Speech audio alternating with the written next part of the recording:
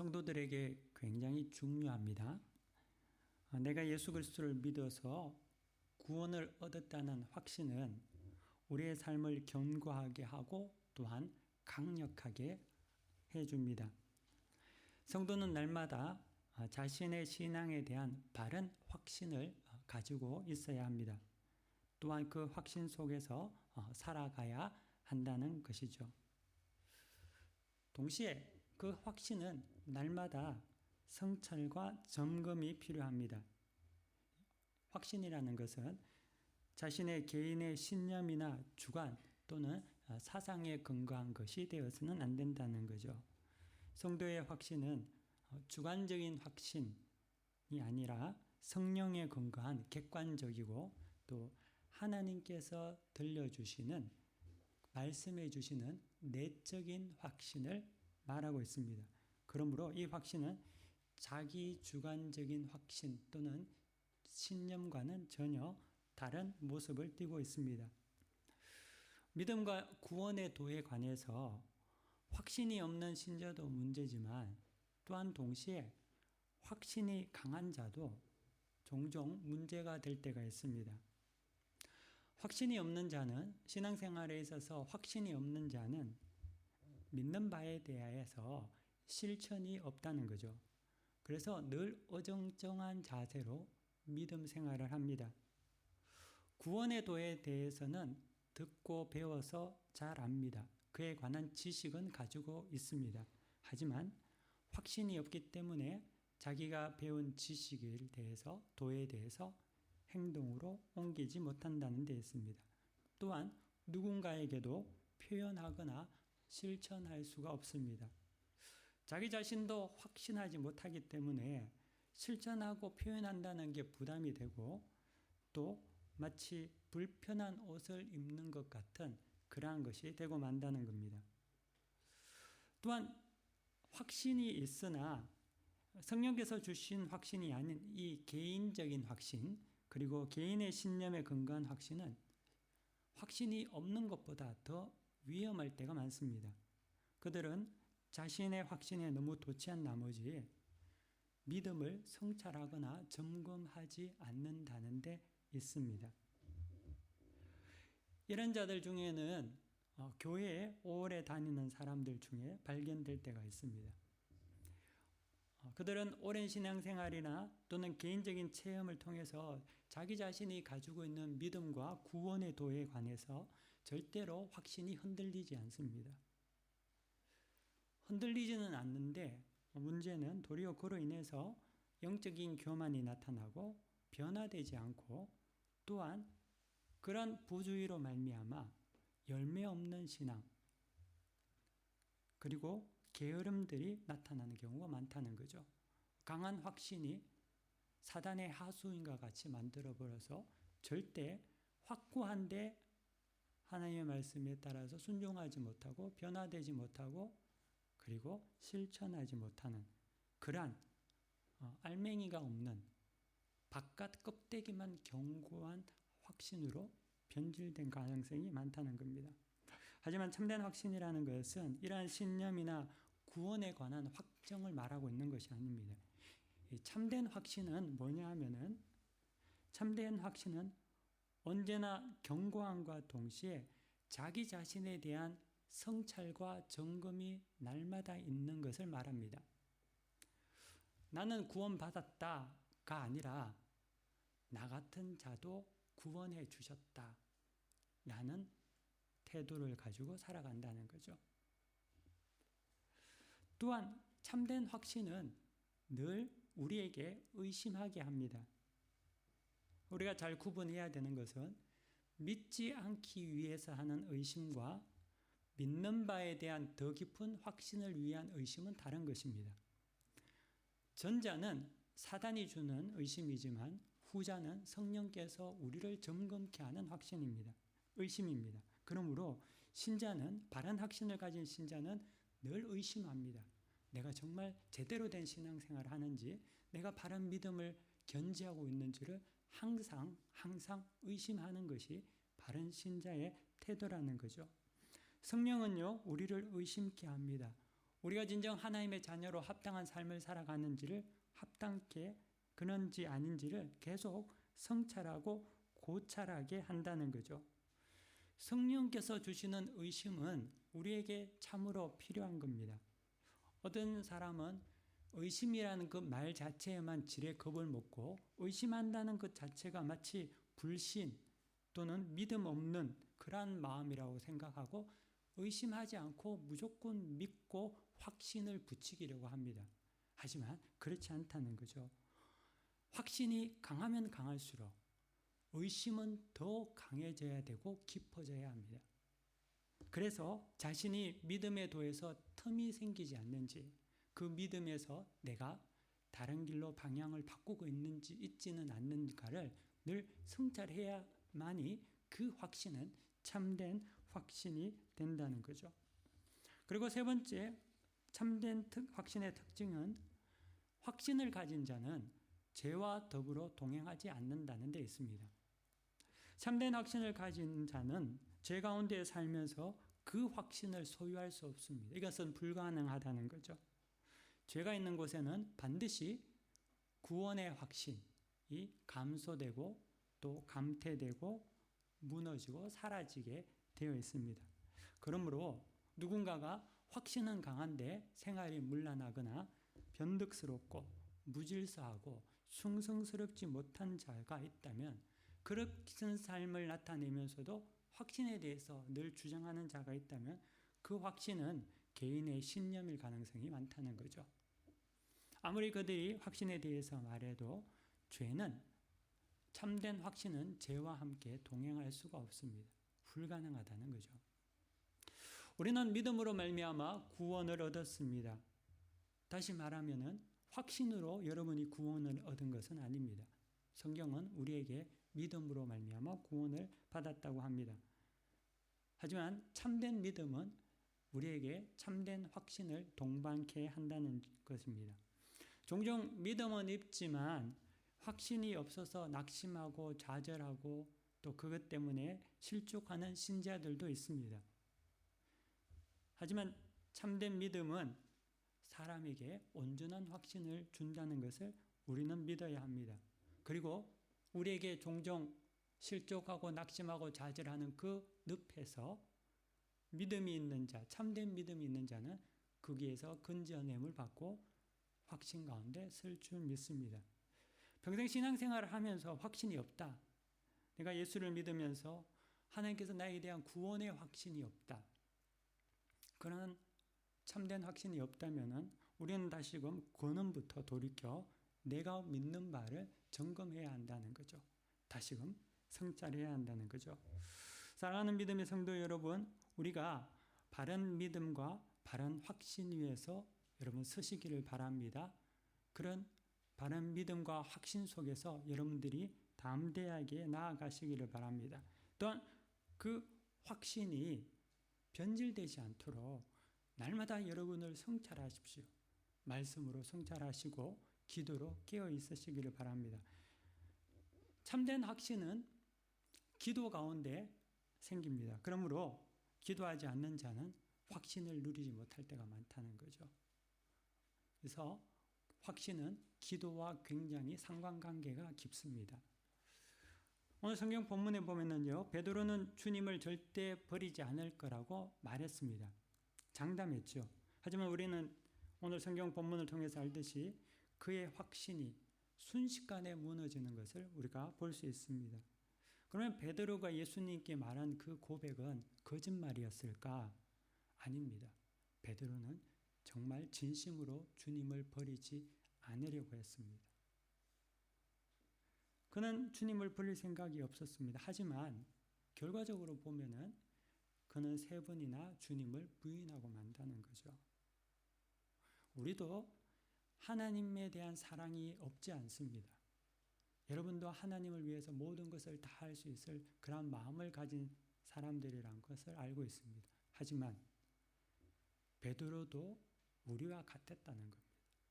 위기의 상황, 바른 확신을 가지고 있지 못했을 때는 풍랑이 불고 위협의 요소가 다가오면은 다 주랭랑을 치게 된다는 거죠.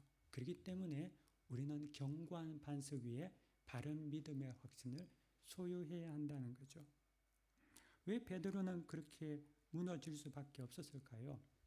그 이유는 성경 본문을 통해서 우리가 좀 알 수 있는데요. 베드로는 기도하지 않았기 때문에 그렇습니다.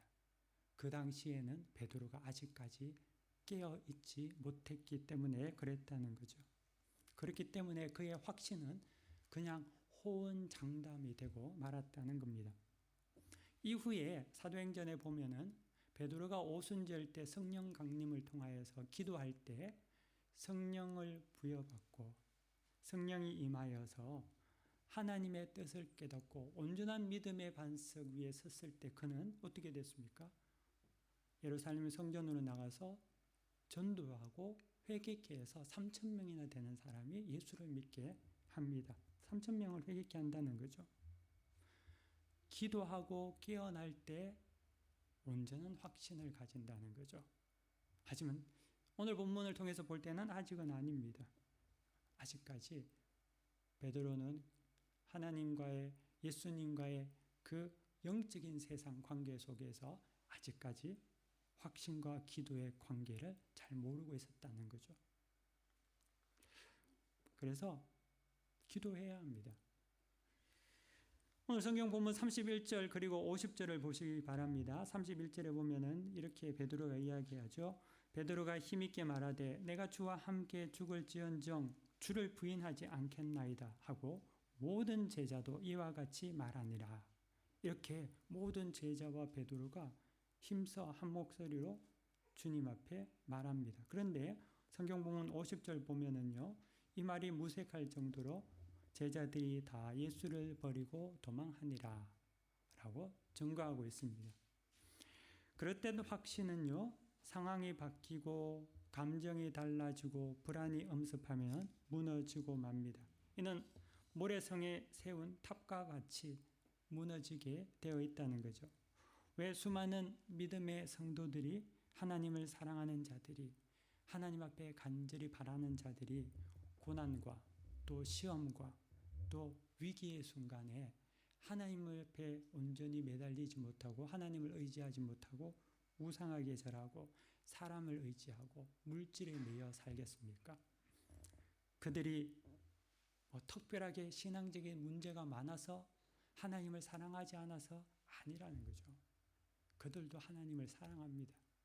하지만 바른 확신, 믿음에 대한 하나님 앞에 견고한 확신이 없을 때는 여지없이 모두가 무너지게 되어 있다는 것이 성경이 우리에게 알려주고 있는 바입니다. 베드로도 그리고 제자들도 정녕 주님을 버리지 않겠다고 말했지만 그들의 확신은 물거품과 같이 다 사라져 버렸다는 거죠.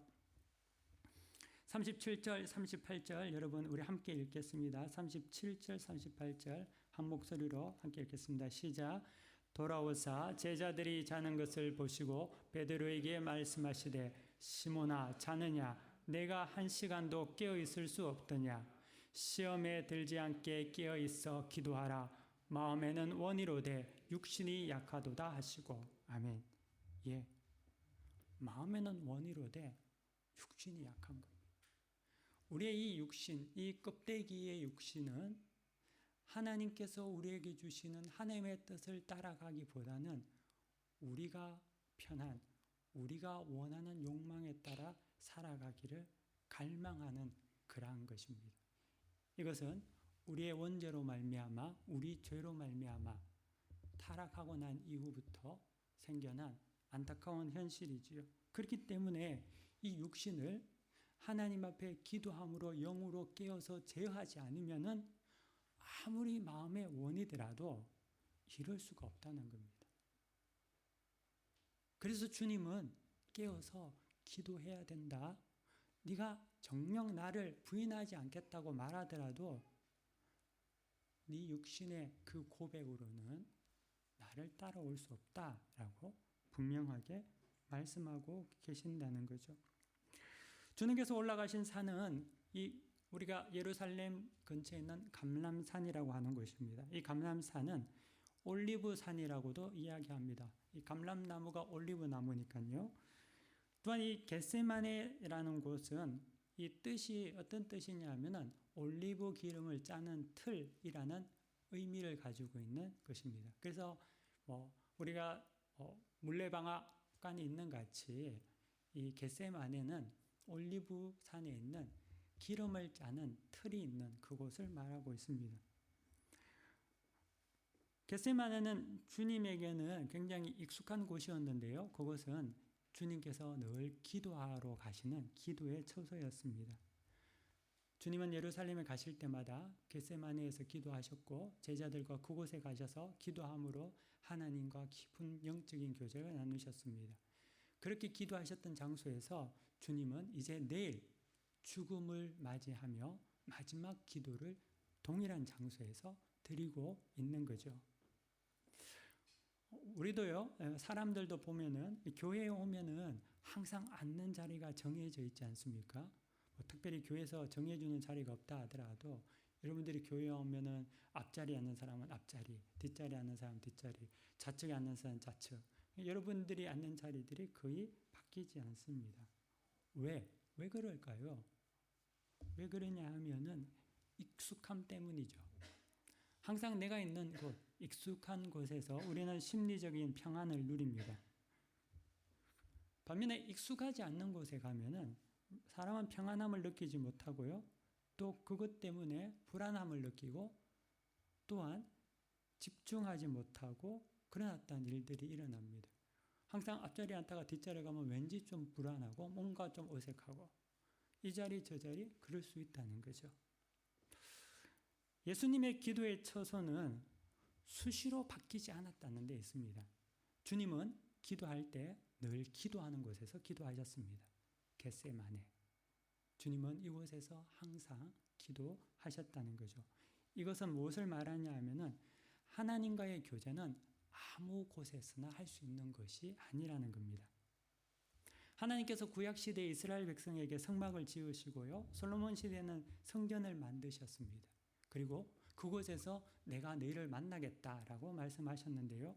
이것은 무소부재하신 하나님을 위해서 하나님께서 그곳에 만나겠다고 하신 것이 아닙니다. 내가 높으니까 너희들 이리 와서 나한테 와서 경배해 라는 의미가 아니라는 거죠. 하나님께서 장소를 정해 주신 것은 그곳에서 백성들이 하나님의 자녀들이 기도함으로 말미암아 그곳의 영적인 자리로 그들이 닦고 그것이 익숙한 그들에게 하나님과 만나기 가장 평안하고 그리고 하나님과 깊은 교제를 날 수 있는 그러한 자리로 처소로 만들게 하기 위해서 하나님께서는 우리를 위해서 그 자리를 허락하셨다는 거죠. 생소한 환경, 평안하지 않는 곳에서는 기도가 깊어지지 않는 것 아닙니까? 물론 하더라도 시간이 걸린다는 거죠. 영적인 자리라는 것은 그렇기 때문에 우리가 갈고 닦고 경작할 때 얻을 수 있는 깊은 보화입니다. 그래서 믿음의 선배들은 성전을 사모했고요. 교회를 사모했고 자신의 기도의 골방과 처소를 사모했으며 눈이 오나 비가 오나 어떤 일이 있더라도 먼 길을 걸어서 그곳에 찾아오곤 했습니다. 가까운 곳에 기도의 처소가 없어서 그런 것이 아니라 기도와 눈물로 하나님께 갈고 닦은 그 영적인 처소에 앉을 때 그곳에 있을 때 하나님과의 교제가 더 깊게 더 빨리 그런 풍성한 영적인 보화를 누릴 수 있는 그런 임재의 장소였기 때문에 그랬다는 거죠. 그렇기 때문에 주님도 이 겟세마네라는 곳을 통해서 늘 하나님과 깊은 교제를 이루어 가셨습니다. 이 말은 우리에게도 겟세마네가 있어야 된다는 거죠. 여러분들에게도 각자의 겟세마네, 하나님을 만나는 그 처소가 우리에게도 있어야 한다는 것입니다. 그것이 교회가 되든지 아니면 가정이 되든지 아니면 골방이 되든지 아니면 어느 한 곳이 어떻게 되든지 간에 각자의 겟세마네가 있어야 한다는 거죠. 그거 없이 하나님과 교제하려고 하는 자는 마치 초등학교를 졸업하고 대학을 들어가려는 그런 어떠한 것과 다를 바 없다는 거죠. 그러므로 기도하기 위해서는 영적인 둥지를 트는 것이 굉장히 중요합니다. 그리고 그 둥지를 트는 데는 시간이 걸립니다. 그냥 짓게 되지 않는다는 거죠. 게으르면 할 수 없고요. 자기 일이 많으면 더 할 수 없습니다. 하나님을 사랑하지 않으면 그 자리를, 그 처소를 만들 수 없습니다. 하나님에 대한 믿음이 없으면, 온전한 믿음이 없으면 그 자리에 나아갈 수 없다는 거죠.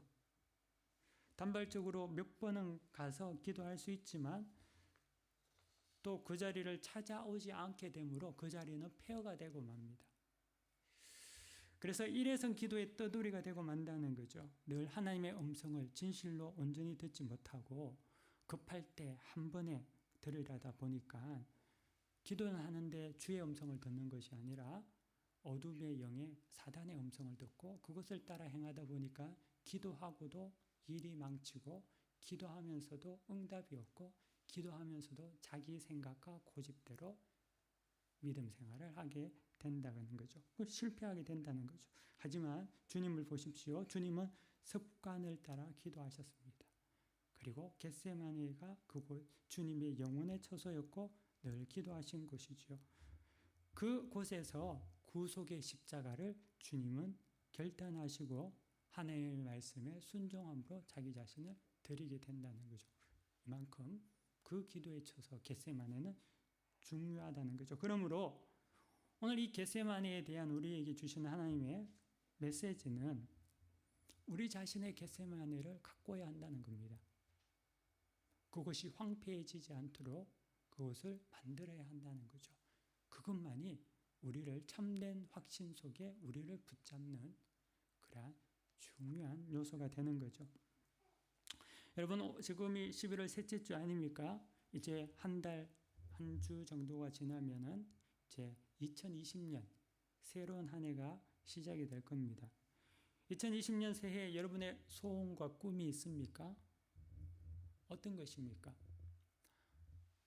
2020년에도 다 건강하고 행복하고 부족함이 없고 또 사업도 잘 되고 좋습니다. 하나님께서는 여러분의 간구 가운데 응답해 주시기를 또 축복해 주시기를 원하고 원합니다. 하나님도 여러분들이 이 땅에서의 삶이 행복하고 그거를 통해서 하나님 영광 나타내는 삶을 사시기를 기뻐하십니다. 하지만 만약에 잘 먹고 잘 살고 건강하고 사업 잘 되고 이것만이 전부라면은 365일 살면서 이것만이 우리의 기도 제목이라면은 하나님께서 정령 예수 그리스도를 통해서 여러분을 구원하신 그 하나님은 무엇이 될까요? 하나님은 그냥 이 땅에서 여러분들에게 복만 내려주는 그런 분이 된다면 그것은 전능하신 하나님, 우리를 구원하신 하나님의 뜻과는 맞지 않을 겁니다. 또한 그렇다면 우리가 세상의 수많은 일반 사람들과 다를 바가 뭐가 있겠습니까? 세상의 모든 사람들도요, 새해가 되면은 복 받기 위해서 가진 우상을 다 찾아가고 또 점도 보고 그걸 통해서 나름 애쓰고 헌신하고 섬깁니다. 그들과 우리가 다를 바가 무엇이겠습니까? 우리는 분명히 알아야 합니다. 다가오는 새해에는 우리가 하나님의 뜻이 무엇인지를 알기를 힘쓰고 영적인 겟세마네를 통하여서 하나님의 뜻을 이루는 자가 되기를 원합니다. 하나님께서는 먼저 그의 나라와 의를 구할 때 모든 것을 다 하신다고 분명하게 말씀하셨습니다. 여러분, 그 믿음을 가지십시오. 그리고 그 믿음을 도전하셔야 합니다. 그래서 그 믿음을 통해서 얻은 여러분들의 열매, 보화를 누릴 때 여러분은 또다시 시도할 수 있고 믿음이 성장하는 겁니다. 여러분 또 주의하시기 바랍니다. 이런 영적인 겟세마네 없이 혹자는 나는 뭐 걸어다니면서 기도해. 나는 전차 타고 가면서도 기도해. 나는 잠자기 전에 누워서도 기도해. 나는 항상 기도하고 있어.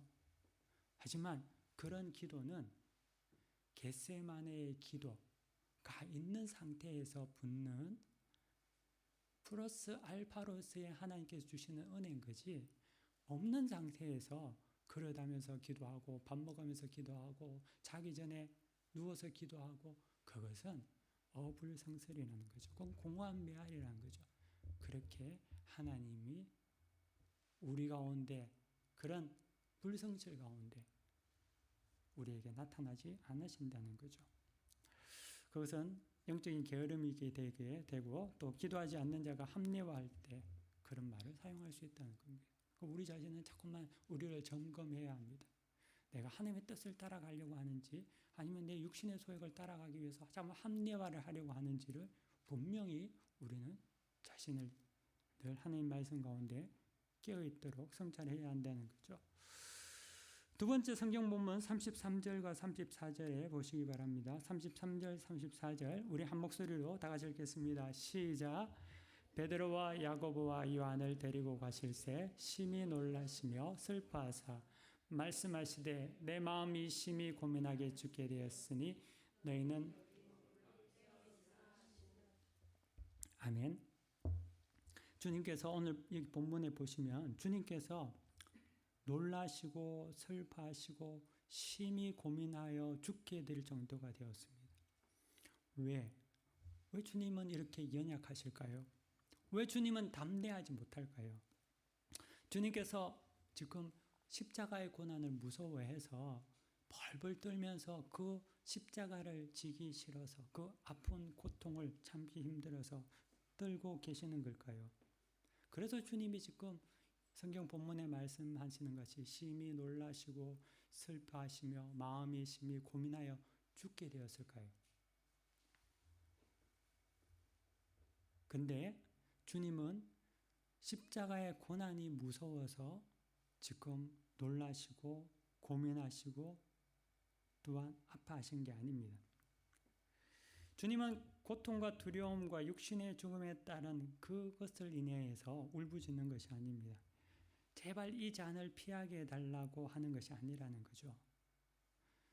주님이 놀라시고 두려워하시고 애통하신 이유는 주님은 이제 하나님과의 단절을 경험해야 하기 때문에 그렇습니다. 예수님은 하나님의 아들이십니다. 주님은 일생 동안 하나님과 동행하시며 함께 하셨습니다. 하나님의 뜻을 이루시고 그분 자신이 하나님이셨습니다. 하지만 주님은 이제 사망의 권세에 내어버림을 당하게 될 것입니다. 즉 하나님께서 예수를 외면하신다는 겁니다. 하나님과의 관계가 이제는 끊어져 버린다는 거죠.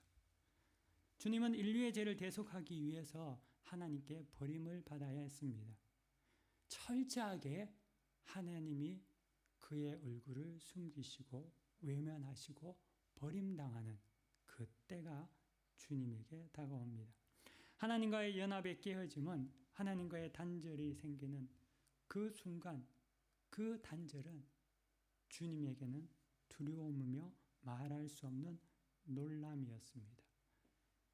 주님은 하나님이셨지만 인간의 죄를 지고 가셔야 했기 때문에 그 모든 인간의 죄를 짊어지고서는 죽지 아니하고는 하나님과 단절하지 않고서는 하나님께 버림받지 않고서는 주님은 그 십자가의 일을 성취할 수 없기 때문에 주님은 순종하셔서 그것을 가야 했고 그 단절로 인해 주님은 심히 고민하고 놀라시며 슬퍼하셨다는 거죠. 이것은 우리가 구약 성경을 봐서도 이해할 부분이 있습니다. 다윗이 우리아의 아내 밧세바를 범한 이후에 나단 선지자가 나타나서 그에게 그 죄에 대해서 말하고 폭로하고 하나님에 대한 하나님의 징계를 그에게 말합니다. 그때 다윗은 꼬꾸라져서 회개하고 무릎 꿇고 기도합니다. 다윗이 그때 적은 시가 시편에 있습니다. 시편 51편이 그 시입니다.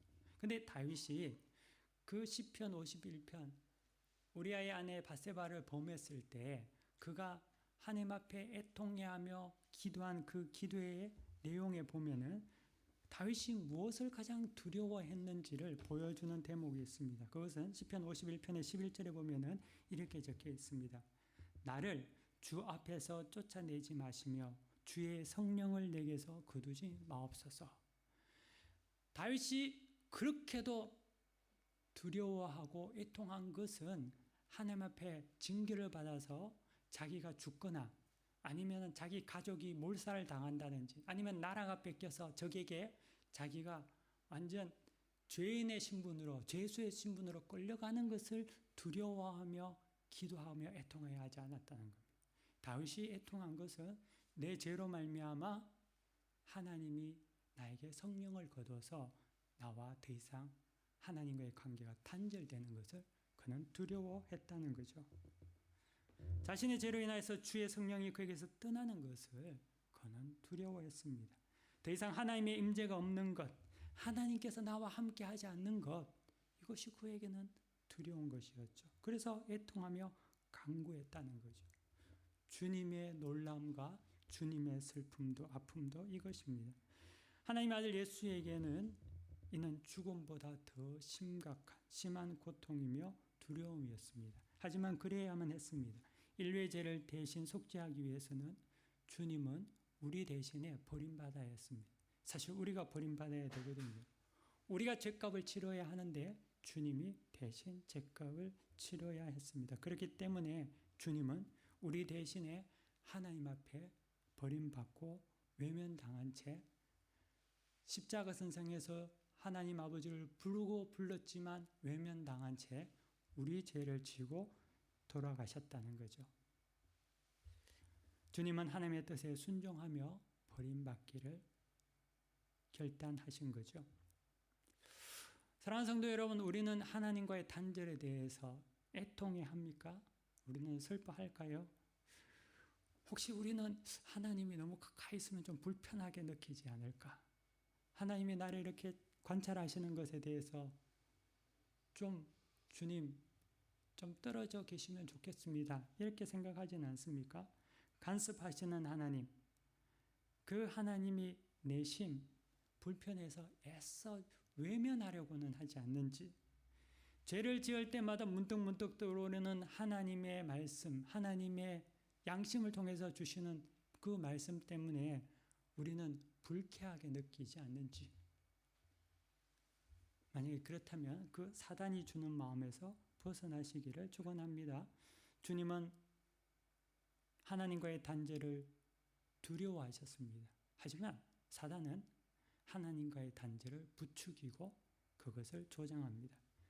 그에게 구속되면, 사단에게 구속되면 단절을 즐기고 사모하게 되는 그러한 큰 실패의 시험에 빠지게 된다는 거죠. 그래서 우리 자신을 점검하시기를 바랍니다. 내가 지금 하나님과의 관계에서 단절되어 있는지, 단절됐는데도 너무 편하고 단절되었는데도 너무 불편함이 없고 더 자유롭고 행복하다면은 그것은 사단이 여러분들에게 주는 거짓말이고 속임수라는 거죠. 그거는 기뻐해야 될 것이 아니라 애통해야 하는 겁니다. 하나님과 텀이 벌어져 있다면, 멀리 떨어져 있다면, 그럼에도 불구하고 그 성령의 임재, 하나님의 임재에 대해서 애통하지 않는다면 우리 자신은 다시금 우리 자신을 점검해서 하나님과의 관계를, 그 벌어진 틈을 메꿔 나가야 한다는 거죠.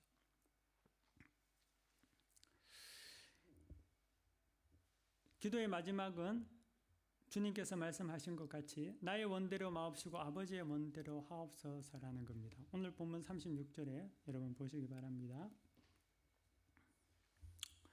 우리 함께 읽겠습니다. 36절 시작. 이르시되 아빠 아버지여, 아버지께는 모든 것이 가능하오니 이 잔을 내게서 옮기시옵소서. 그러나 나의 원대로 마시옵고 아버지의 원대로 하옵소서 하시고. 아멘. 우리도 종종 주님의 기도와 같이 아버지의 뜻대로 하옵소서, 또는 주님께 다 맡깁니다, 이런 말을 자주 합니다.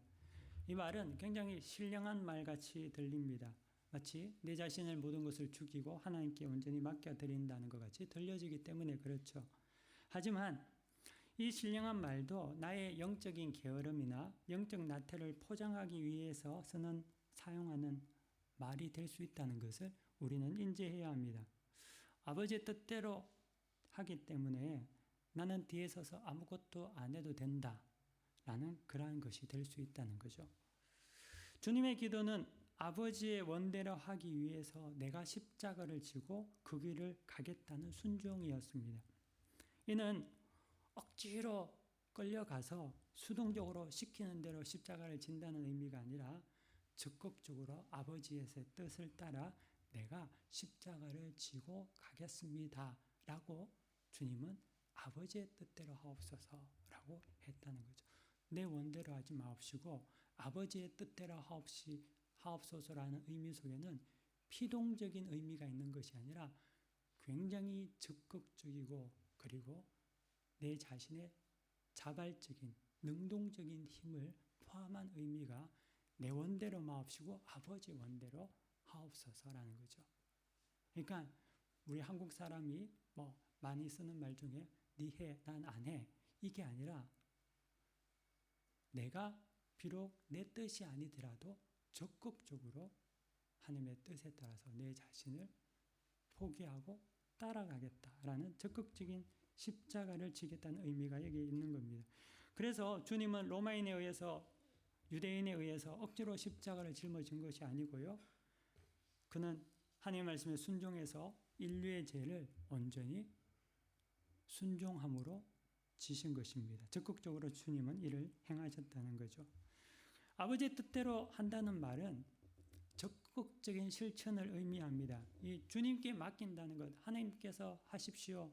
저는 하나님께 맡깁니다. 이 말은 수동적인 의미가 전혀 아니라는 거죠.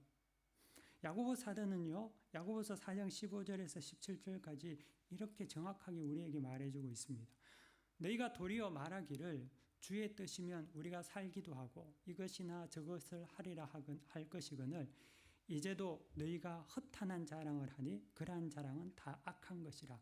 그러므로 사람이 선을 행할 줄 알고도 행하지 아니하면 죄니라. 아멘. 예, 우리는 허탄한 자랑을 많이 한다는 거죠. 하나님의 뜻이면은 이것도 하고 저것도 하고 주의 뜻이면 그렇게 하겠습니다라고 말하지만 그 안에 심보는 자기는 아무것도 안 한다는 거죠. 그 허탄한 자랑이 될 수밖에 없다는 거죠. 선을 행할 줄 알면서도 안 하면서 아버지의 뜻이면 그대로 하겠다고 하며 손을 놓고 있다는 거죠. 주의 뜻이란 말은 좋지만 그 의미가 허탄한 자랑이라면은 또 하나님의 뜻을 알지도 못하면서 그저 수동적으로 게으름에 대한 포장이라면 그것은 야고보 사도는 악한 것이라고 말하고 있습니다. 사실 우리는 하나님의 뜻을 모를 때가 많거든요. 그러면서도 하나님의 뜻이면 내가 뭐도 하겠고 저것도 하겠다라고 하는 것은 야고보 사도가 말한 같이 허탄한 자랑이 되고 만다는 겁니다. 그래서 우리는 그냥 중언부언 말로만 끝나는 그냥 하나님께 맡겨드린다는 그런 어떤 말로 신령한 척하면서 자기 합리화를 하는 그런 어떤 삶을 살아가야 되는 것이 아니고요. 하나님의 뜻이 이루어지도록 적극적으로 우리는 삶을 통해서 실천하며 살아가야 하는 겁니다. 이런 자만이 이렇게 기도하는 자만이 내 뜻대로 마시고 아버지 뜻대로 하옵소서라는 고백을 진실로 할 수 있는 자입니다. 그거 없이 아버지의 뜻대로 하옵소서라는 것은 난 아무것도 안 하겠다라는 그런 의미, 허탄한 자랑밖에 되지 않는다는 거죠. 오늘 성경 본문을 통해서요, 우리는 겟세마네 기도에 대해서 다시 한번 살펴봤습니다. 첫 번째로는 사랑하는 성도 여러분, 영적인 처소 겟세마네를 여러분 이제부터 갈고 닦으십시오. 그 처소가 우리에게 필요합니다. 또 둘째는 하나님과 단절되는 것을 두려워하는 성도가 되시기를 바랍니다. 하나님과 연합하는 그런 삶을 사시기를 바랍니다. 그리고 셋째는 하나님의 뜻이 이루어지도록 적극적으로 행하는 성도가 되시기를 바랍니다. 하나님의 뜻이면 언젠가 되겠지요. 그것은 허탄한 자랑밖에 되지 않는다는 거죠. 그래서 이것이 오늘 본문이 우리에게 주는 겟세마네 기도의 의미인 줄 믿습니다. 사랑하는 성도들 모두께서 또 오늘 추수감사주의를 맞이하면서 감사의 삶이 넘칠 뿐만 아니라 또 말씀을 통해서 다시금 결단하고 일어서는 여러분들이 되시기를 축원합니다. 다 함께 기도하겠습니다. 존귀하신 하나님 감사합니다. 오늘 말씀을 통해서 우리에게 주신 겟세마네 기도의 의미를 우리가 다시금 새기게 하여 주옵시고, 하나님, 기도의 처소와 하나님과의 깊은 만남과 교제를 사모하게 하여 주옵시고, 늘 우리가 실천하며 또 하나님 앞에 적극적으로 주장하는 그런 우리 모두 충성된 자들 되게 하여 주옵소서. 감사드리며 살아계신 우리 주 예수 그리스도의 이름으로 기도 올려 드립니다. 아멘.